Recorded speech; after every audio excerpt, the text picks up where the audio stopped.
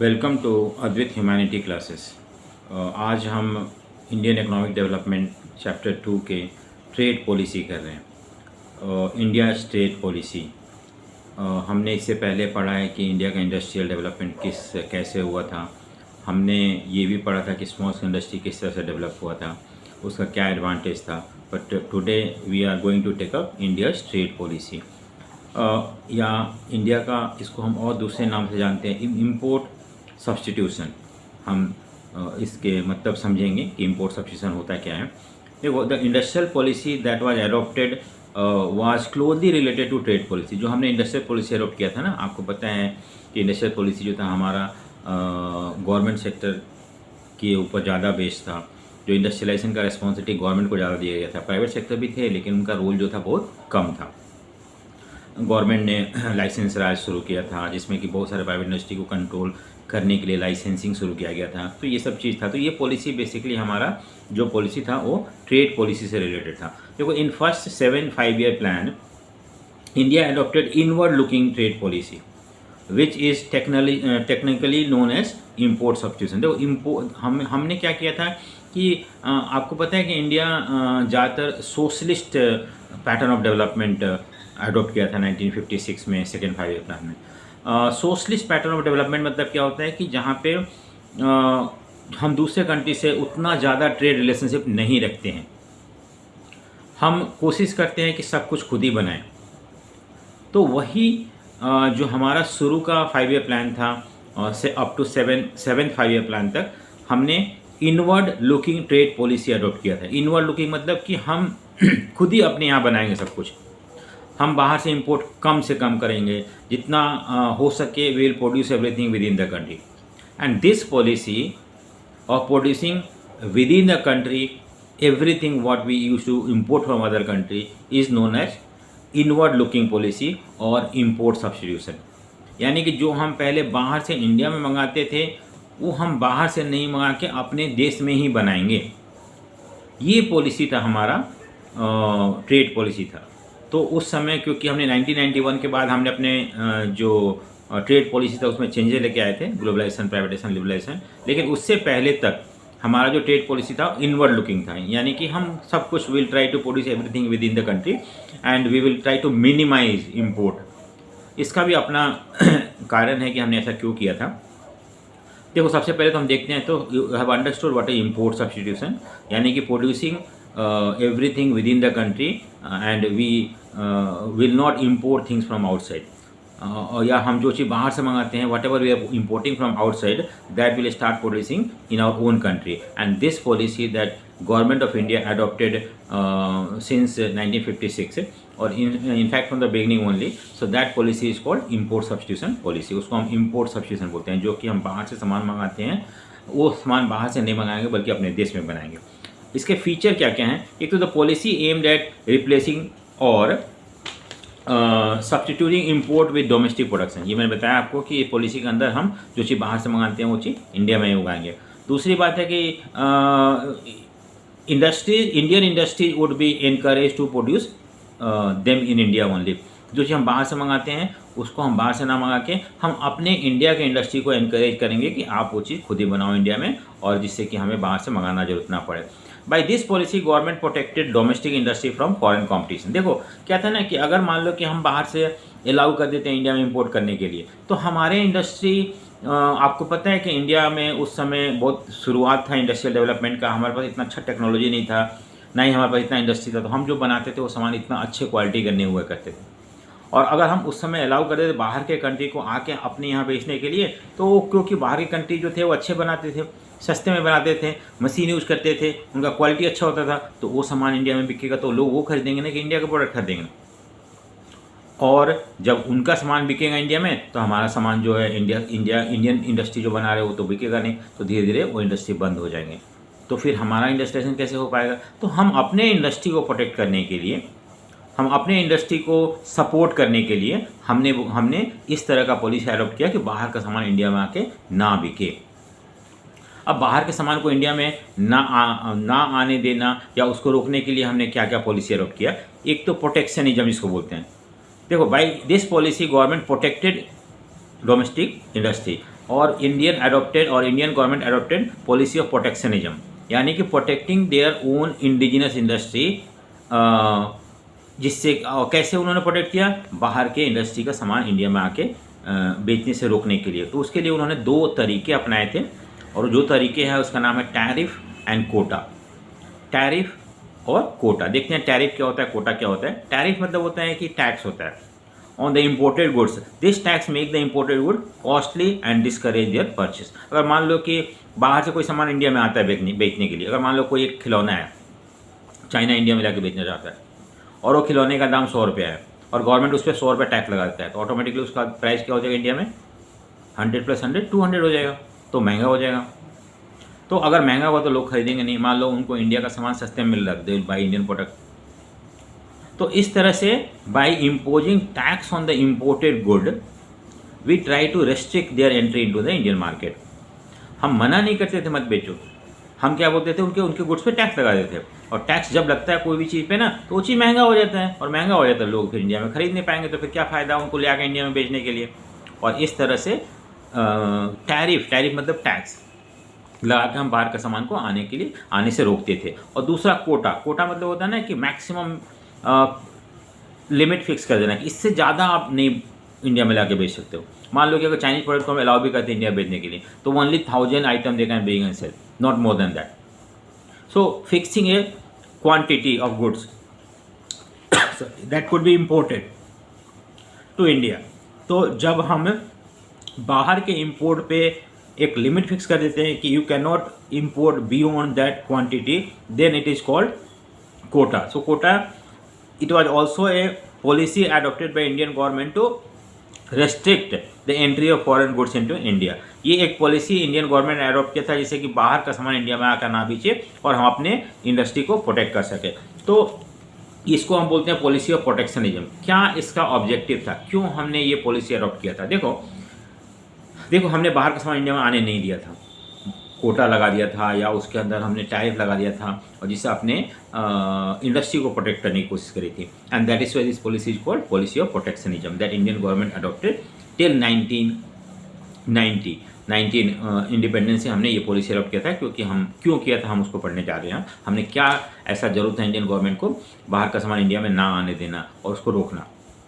देखो, industries in developing countries are unable to compete against the goods produce by more developed country. देखो मान लो कि अगर हम अलाउ करते हैं बाहर कंट्री, मान लो यूरोपियन कंट्री इंडिया में आके बेचते हैं, अमेरिकन कंट्री इंडिया में आके बेचते हैं, तो पता है क्या होगा, उनका जो है प्रोडक्ट अच्छा होता है, चीप होता है, और अच्छी क्वालिटी का होने की वजह से मशीन से बना हुआ अच्छा टेक्नोलॉजी है, तो वो इंडिया में आसानी से बेच पाएंगे। और हमारे जो प्रोड्यूसर हैं, जो हमारे इंडिजिनस प्रोड्यूसर है, या जो इंडिया के जो इंडस्ट्री है, वो इंडस्ट्री उन सारे प्रोडक्ट के सामने अपने प्रोडक्ट को नहीं बेच पाएंगे, और they will not be in a position to compete with the imported goods. So उनको in due course of time they will have to close down the industry.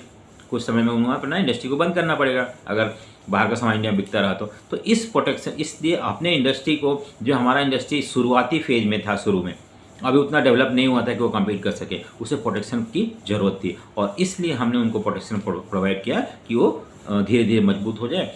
Slowly they become strong enough to compete with the foreign industries और foreign goods that are imported to India. तो हमने इसलिए ये policy adopt किया था। दूसरा था कि if imports are allowed freely then the valuable foreign exchange would be used to import luxury item. मान लो देखो, हम सबसे बड़ी एक चीज़ आपको ध्यान रखना है कि जब भी कोई कंट्री डेवलपिंग स्टेज में होता है या इनिशियल फेज ऑफ डेवलपमेंट में होता है, उसे बाहर से टेक्नोलॉजी मंगाना पड़ता है, बाहर से रिसोर्सेज मंगाना पड़ता है, क्योंकि अपने यहाँ इंस्टॉल करने के लिए, अपने यहाँ लगाने के लिए, जिससे कि उनका प्रोडक्शन कैपेसिटी बढ़े। तो हमें ज़रूरत था फॉरेन एक्सचेंज, जैसे कि बाहर से हम टेक्नोलॉजी मंगा सके अपने यहाँ। लेकिन अगर हम अलाउ कर देते हैं बाहर से अननेसेसरी चीज़ इंपोर्ट करने के लिए, तो हमारा जो स्टॉक ऑफ फॉरेन एक्सचेंज है, प्रेशियस फॉरेन एक्सचेंज है, वो सारे यूज अप होने लगेगा लग्जरियस आइटम में, और इंडिया का प्रोडक्शन कैपेसिटी उससे नहीं बढ़ेगा। तो हम चाहते थे कि हमारे पास जो भी फॉरेन एक्सचेंज है, वो फॉरेन एक्सचेंज बाहर से टेक्नोलॉजी, अच्छी टेक्नोलॉजी लगाने में यूज़ किया जाए, ना कि अननेसेसरी लग्जरियस आइटम को इंपोर्ट करने में। और इसलिए हमने सोचा कि बाहर का सामान इंडिया में आने से रोका जाना चाहिए। दूसरी बात है कि हमने 1980 तक इसके बारे में सोचा ही नहीं कि हमें एक्सपोर्ट करना है। हमने 1980s में हमने कभी हमारे कंट्री की इंडस्ट्री इतना डेवलप हुए ही नहीं थे कि हम अच्छे प्रोडक्ट बनाते थे, बाहर में एक्सपोर्ट करें। हमारा तो मेन मकसद ये था कि अपने इंडस्ट्री को किसी भी तरह से प्रोटेक्ट करना, जिससे कि वो ख़त्म ना हो जाए। और हम अपने इंडस्ट्री को टाइम देना चाहते थे कि वो धीरे धीरे अपने अपग्रेडेशन करे, अपने आप को स्ट्रॉन्ग करे, जिससे कि बाद में अगर जो हमारा इकोनॉमी ओपन अप किया जाए तो उस समय वो लोग फेस कर सके फॉरेन कंपटीशन को। और that is the reason why we adopted the policy of protectionism, अपने इंडस्ट्री को प्रोटेक्ट करना। नेक्स्ट हम जो टॉपिक देखने जा रहे हैं वो है टॉपिक हमारा कि जो हमने इंडस्ट्रियल पॉलिसी एडॉप्ट किया था फर्स्ट 7 5 ईयर प्लान तक, वो उसका क्या इफ़ेक्ट हुआ। देखो हमने आपको पता है कि 1950 से 1990 तक हमने ये देखा कि हमारा जो इंडस्ट्रियल पॉलिसी था वो ज़्यादा झुका हुआ था गवर्नमेंट की तरफ, यानी कि गवर्नमेंट मैनेज्ड इंडस्ट्रियल पॉलिसी था। जितने भी बड़े बड़े इंडस्ट्री थे वो गवर्नमेंट के सेक्टर के अंडर में थे। अगर प्राइवेट इंडस्ट्री थे भी तो उन्हें लाइसेंस या बहुत ज़्यादा रेस्ट्रिक्शन फेस करना पड़ता था। तो इस इंडस्ट्रियल पॉलिसी से क्या इफ़ेक्ट पड़ा इंडिया के ऊपर, या ऑब्वियसली इफेक्ट मतलब कुछ नेगेटिव इफेक्ट भी होंगे, कुछ पॉजिटिव इफेक्ट भी होंगे। तो सबसे पहले हम ये देखते हैं कि क्या क्या पॉजिटिव इफेक्ट था जो इंडस्ट्रियल पॉलिसी हमने अडॉप्ट किया था 1950 से लेकर 1990 तक। उस इंडस्ट्रियल पॉलिसी से इंडिया को क्या फ़ायदा हुआ था या नहीं हुआ था, अगर हुआ था तो क्या क्या फ़ायदा हुआ था, अगर नहीं हुआ था तो क्या क्या नुकसान था उसका। तो सबसे पहले तो हम इसका पॉजिटिव इम्पैक्ट देखते हैं कि पॉजिटिव इम्पैक्ट क्या था इंडस्ट्रियल पॉलिसी जो इंडियन गवर्नमेंट ने अडॉप्ट किया था 1956 में, जिसमें कि हमने गवर्नमेंट को ज़्यादा इंपॉर्टेंस दिया था और प्राइवेट सेक्टर को कम इंपॉर्टेंस दिया। देखो सबसे पहला पॉजिटिव इम्पैक्ट है कि प्रोपोर्शन ऑफ जीडीपी हमें पता है कि जीडीपी मतलब ग्रॉस डोमेस्टिक प्रोडक्ट, यानी कि पूरा कंट्री का money value of all the goods and services produce with in the economy in year. जो जिस चीज़ हमारा कंट्री बनाता है उसका मनी वैल्यू या कंट्री का इनकम। तो हमारा जीडीपी जो था ना, the proportion of GDP contribution by industrial sector increase in this period. मान लो जीडीपी में टोटल जो होता है प्राइमरी सेक्टर, सेकेंडरी और टर्शियरी सेक्टर, तीनों का कंट्रीब्यूशन को ऐड करके इंडिया का जीडीपी निकालते हैं। तो पहले जो था इंडस्ट्री कम कंट्रीब्यूट करता था, और इंडस्ट्रियल पॉलिसी एडॉप्ट करने के बाद जो हम 40 सालों में देखते हैं कि हमारा जो कंट्रीब्यूशन है इंडस्ट्री का इन द जीडीपी हैज इंक्रीज। देखो 11.8% इन 1950-51 में, यानी कि जो इंडस्ट्रियल सेक्टर था टोटल जीडीपी में जितना भी कंट्री का इनकम था उसमें 11.8% कंट्रीब्यूट करता था। मान लो कि 100 रुपये टोटल जीडीपी है तो उसमें 11.8% इंडस्ट्री से आया करता था, लेकिन अब वो इंक्रीज होके 24.6% हो गया 1990-91 में। So this is substantial growth है, बहुत ज़्यादा कंट्रीब्यूशन बढ़ गया पहले से। तो ये जो इंक्रीज हुआ है contribution of industrial sector in the GDP, it is because of the step that is taken up by government of India for industrialisation. दूसरा इसके अंदर है कि rise in the industries share to GDP is an important indicator of development. मान लो जब भी industry contribute ज़्यादा करता है जीडीपी में तो हम बोलते हैं कि उस कंट्री में डेवलपमेंट हो रहा है, उस कंट्री में ग्रोथ हो रहा है, डेवलपमेंट हो रहा है। तो ये एक इंडिकेटर है। और हम ये भी देखे हैं कि ऊपर जो हमने डेटा देखा है कि 11.8% से इसका कंट्रीब्यूशन बढ़ के 24.6% हो गया। So this is obviously an indicator to show that industry is contributing more in the development of our country. 6% annual growth है। देखो ये जो इस पीरियड में हमने देखा है कि 6% का एनुअल मतलब एवरी ईयर 6% का इंडस्ट्री में ग्रोथ हुआ, इंडस्ट्रियल ग्रोथ हुआ है इंडस्ट्रियल सेक्टर में। ये एक बहुत ही ज़्यादा है और इसको हमें सपोर्ट करना सही, ये बोलना चाहिए कि गवर्नमेंट ने पॉलिसी अडॉप्ट किया वो सही था। और because of that policy only India का जो ग्रोथ रेट है, इंडस्ट्रियल ग्रोथ रेट जो है वो 6% पर एनम था। जो सेकेंड पॉइंट है जो पॉजिटिव इफेक्ट है वो है कि India industry also got diversified by 1950. Earlier industries were mainly confined to cotton and textile, but after 1950 the industries got diversified, जैसे सीमेंट इंडस्ट्री लग गया, automobile, iron steel industry, electronic industry.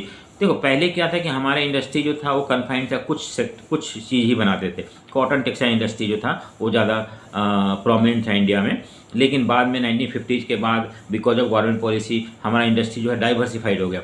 अब iron steel industry लग गया, cotton textile industry लग गया, cement industry लग गया, उसके बाद ऑटोमोबाइल इंडस्ट्री लग गया, और इस तरह से हमारा इंडस्ट्री गॉट डाइवर्सिफाइड। डाइवर्सिफाइड मतलब होता है कि पहले कुछ इंडस्ट्रीज थे इंडिया में, बट अब बहुत सारे इंडस्ट्री लग गए। और इस तरह से ये भी एक एडवांटेज है कि ड्यूरिंग प्लानिंग और from 1950 to 1990 we see that industries in India got diversified. पहले कुछ इंडस्ट्री थे but now many industry were establish in India.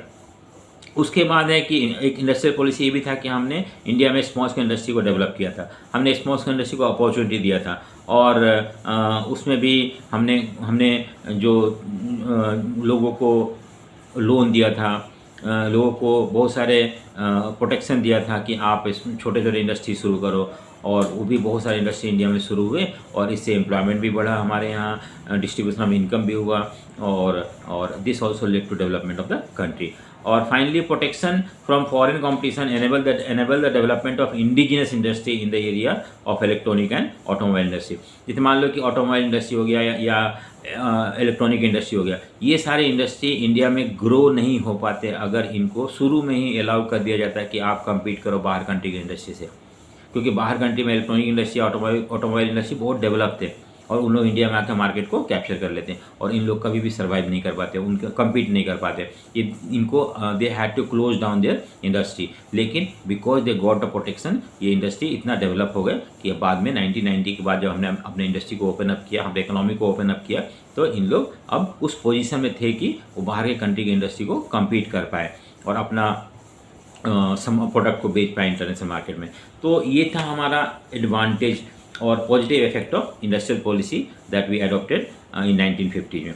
लेकिन इसके कुछ लिमिटेशन भी थे, इसके कुछ कमी भी था, सिर्फ पॉजिटिव ही नहीं है, उसका कमी भी है। Some economics criticize that performance of public sector unit was not up to the mark और एक्सपेक्टेशन। देखो, जितना एक्चुअली 1950 के बाद हमें अपने इंडस्ट्री को डेवलप करना था, अपने इकोनॉमी को बेटर करना था, और इसका जो रिस्पॉन्सिबिलिटी गवर्नमेंट ने अपने ऊपर लिया कि मैं करूँगा, लेकिन जितना हमें आशा था, जितना हमें एक्सपेक्टेशन था कि गवर्नमेंट इंडस्ट्री को डेवलप कर पाएगा, उस लेवल तक गवर्नमेंट नहीं ले जा पाया। ये सबसे पहला कमी था हमारा कि हम the industrial develop, no doubt development हुआ, but what we were expecting we could not develop to that expectation, we could not reach up to that expectation. दूसरा था कि स्टेट एंटरप्राइजेज, आपको पता है ना कि स्टेट कंट्रोल एंटरप्राइजेज बहुत ज़्यादा थे इंडिया में, अगर प्राइवेट था तो उसको लाइसेंस देना पड़ता था। So state enterprises sometime monopolized certain services that were not required. For example, telecommunication services. This industry continued to be reserved for the public sector when it was realized that even private sector firm could also provide these services in much better way. देखो, आपको पता है telecommunication मतलब होता है कि पहले India में सिर्फ MTNL हुआ करता था और वही कम्युनिकेशन सिस्टम को MTNL जो था वो मैनेज करता था। दिल्ली में MTNL था, BSNL जो था वो दूसरी पूरा ऑल ओवर इंडिया में था। क्या प्राइवेट सेक्टर कम्युनिकेशन सिस्टम को मैनेज नहीं कर सकते थे, लेकिन फिर भी गवर्नमेंट ने इसको अपने पास ही रखा। पता था गवर्नमेंट को कि हाँ, इसको प्राइवेटाइज कर देना चाहिए, और अगर हम इसको प्राइवेटाइज कर देते हैं तो ये और ज़्यादा एफिशिएंट होगा और बेटर वे में काम कर पाएगा, लेकिन फिर भी गवर्नमेंट अपने पास रखा, इसको प्राइवेटाइज नहीं किया। आपको पता है कि जब MTNL दिल्ली वगैरह में हुआ करता था तो उस समय एक फ़ोन का कनेक्शन लेने के लिए हमें 8-8, 9-9 महीने रुकना पड़ता था। आप अप्लाई करो, फिर after 9 month they will come and install the box phone.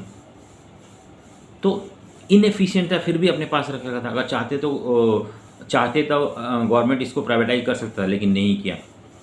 Next जो है डिफेक्ट है कि after 4 decades of planning state could not decide which area of activities should be under government control and management and which are to be exclusively left to the private sector. देखो, 40-50 साल तक government ने ये decide नहीं कर पाया कि क्या चीज़ गवर्नमेंट के पास होना चाहिए और क्या प्राइवेटाइज होना चाहिए, क्या चीज़ प्राइवेट सेक्टर को देना चाहिए। आपको पता है कि प्राइवेट सेक्टर जो है होटल अच्छा से मैनेज कर सकता है, लेकिन फिर भी गवर्नमेंट होटल को मैनेज करता रहा। प्राइवेट सेक्टर में तो होटल थे, गवर्नमेंट भी अपना होटल मैनेज करता है। होटल गवर्नमेंट मैनेज करने की क्या मतलब होता है?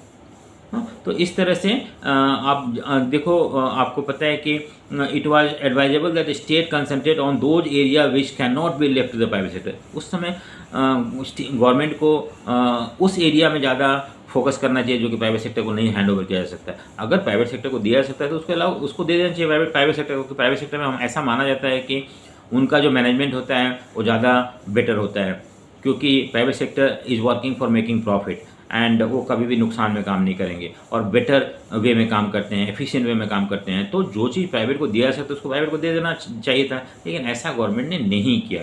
ये भी एक कमी है।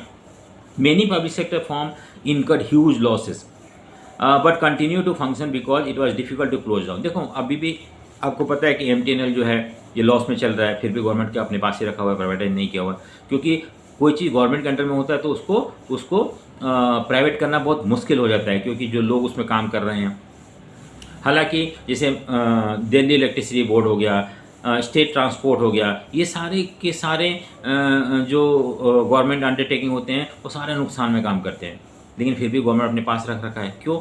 क्योंकि उनको लगता है कि अगर इस सब चीज़ को प्राइवेटाइज कर देंगे तो जो लोग इसमें काम कर रहे हैं उन लोग फिर अपोज करते हैं उसको। तो स्टेट ट्रांसपोर्ट हो गया, इलेक्ट्रिसिटी बोर्ड हो गया, ये सारे आज भी गवर्नमेंट के अंडर में हैं और ये नुकसान में काम कर रहे हैं। इनके पास इतना भी इनकम नहीं आता है कि जो लोग इनके यहाँ काम कर रहे हैं उनको सैलरी मिल सके, फिर भी गवर्नमेंट चला रहा है। तो ये किसके ऊपर बर्डन है?